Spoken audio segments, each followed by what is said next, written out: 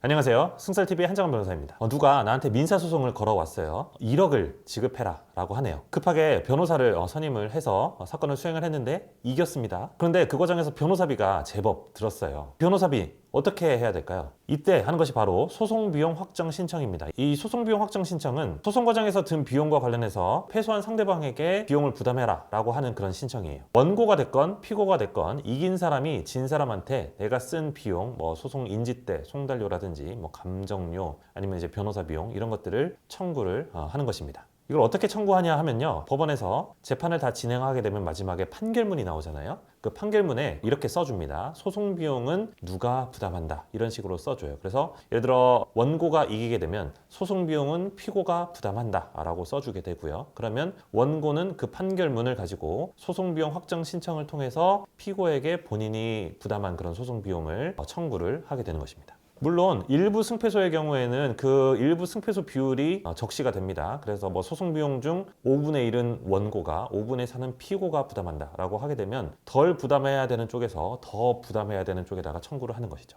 그런데 오늘 말씀드릴 주제는 여기서 멈추는 것이 아니고요, 소가 취하된 경우에는 어떻게 할 것인가 라는 것입니다. 특히 소가 일부 취하된 경우에도 문제가 되거든요. 우리가 소 일부 취하뿐만 아니라 소송 과정에서 청구 취지 감축이라는 그런 표현을 통해서 예를 들어서 원고가 처음에는 1억을 청구하다가 이게 좀 안 될 것 같아가지고 2천만 원으로 청구 금액을 줄였을 때 이 8천만 원 부분에 대해서는 그 서면에는 청구 취지 감축이다라고만 써 있지만 실질적으로는 소 일부 취하의 성격을 갖고 있기 때문에 이 소 일부 취하의 경우에도 포함해서 오늘 전체적으로 좀 설명을 드리려고 하는 거예요. 그러니까 원고가 여러 가지 사정에 따라서 소를 취하는 경우 또는 청구 취지 감축 등의 형식을 통해서 일부 취하는 경우가 있는데, 이런 경우에는 소송 비용을 누가 부담하는지가 오늘의 주제입니다. 보통 이 소의 취하는 원고가 패소한 걸로 봅니다. 그래서 소가 취하된 경우에는 통상 피고가 원고에게 본인이 쓴 변호사비를 부담해라 라는 식의 청구를 할 수가 있는데요. 다만 이때는 아까 말씀드린 소송비용 부담에 관한 기재가 되어 있는 판결문이 없기 때문에 이 소송비용 부담을 청구하는 입장에서는 별도로 소송비용 부담 및 소송비용액 확정 결정 신청을 제출을 해야 됩니다.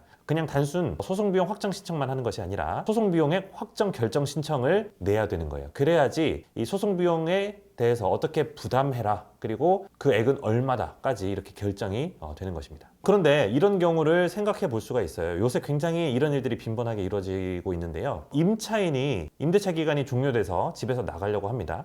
전세 보증금을 받아야 되겠죠. 그런데 임대인이 그걸 주지 않고 있어요. 계속 달라고 해도 안 주기 때문에 답답한 마음에 임대차 보증금 반환 청구 소송을 제기를 합니다. 그래서 변호사까지 선임을 해서 사건을 진행하고 있는데, 갑자기 어느 날 그 소송 진행 중에 피고인 임대인이 그 보증금을 내 계좌로 입금을 해버립니다. 그러면 내 입장에서는 이 소송을 유지할 그런 실익이 없어지겠죠. 이때는 소취하를 할 수밖에 없어요. 그런데 제가 아까 뭐라고 말씀드렸어요? 소취하는 원고 패소 판결과 같다라고 말씀드렸잖아요. 뭔가 부당하죠? 나는 돈을 받기 위해서 소를 제기했어요. 근데 상대방이 돈을 줬기 때문에 내가 패소한다? 이거는 좀 이상하잖아요. 그래서 대법원에서는 이런 경우와 관련해 가서 이렇게 유권 해석을 하고 있습니다. 피고가 소송 중간에 피고가 청구 금액을 변제하는 등으로 소의 유지 실익이 없어진 경우에는 원고가 패소한 것과 같은 그런 효과를 불러오지 않는다라는 취지로 판단을 한 거예요. 이때는 비록 원고가 소취하를 했지만 원고가 승소한 것과 같은 그런 관점에서 소송 비용 부담을 오히려 피고에게 구할 수 있다라는 것입니다.